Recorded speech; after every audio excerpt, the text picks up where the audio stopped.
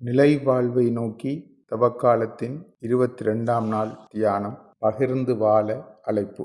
இயேசு தனது இறைபணியை பற்றி கூறுகின்ற போது லூக்கா 4:18-19 ஆண்டவரின் ஆவி என்மேல் உள்ளது, ஏனெனில் அவர் எனக்கு அருள் பொழிவு செய்துள்ளார். ஏழைகளுக்கு நற்செய்தி அறிவிக்கவும், சிறைப்பட்டோர் விடுதலை அடையவும், பார்வையற்றோர் பார்வை பெறவும் என முழக்கமிடவும், ஒடுக்கப்பட்டோரை விடுதலை செய்து அனுப்பவும், ஆண்டவர் அருள் தரும் ஆண்டினை முழக்கமிட்டு அறிவிக்கவும் அவர் என்னை அனுப்பியுள்ளார் என்ற ஏசாயா இறைவாக்கினரின் நூலில் இருந்து வாசித்தார். இறை பணியின் அழைப்பு சமத்துவமான சமூகத்தை கட்டுதல். அந்த சமத்துவமான சமூகத்தில் ஏழைகள், ஒடுக்கப்பட்டோர், சிறைப்பட்டோர், பார்வையற்றோர் என யாரும் இருக்க முடியாது என்ற மனநிலையை உருவாக்குவது அவர் பணியின் நோக்கம். ஆனால் சமத்துவமற்ற நிலையில் தீமையின் ஆட்சி நிலவிய சூழலில் பொருளாதாரம் ஒரு பக்கமாக குவிக்கப்பட்டு ஏழை மக்கள் வஞ்சிக்கப்படும் நிலையை மாற்றி அமைப்பதற்கான பணியில் செல்வந்த வாலிபனை சந்திக்கிறார்.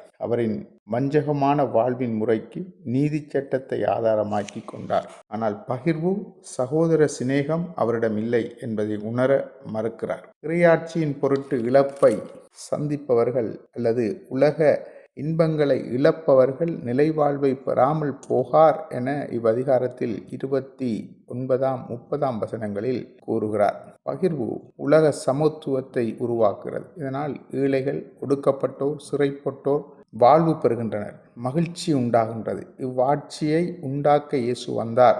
அவர் வழியில் நாமும் உழைப்போம், நிலை வாழ்வை உரிமையாக்குவோம். ஆண்டவர் நம்மை ஆசீர்வதிப்பார். ஆமென்.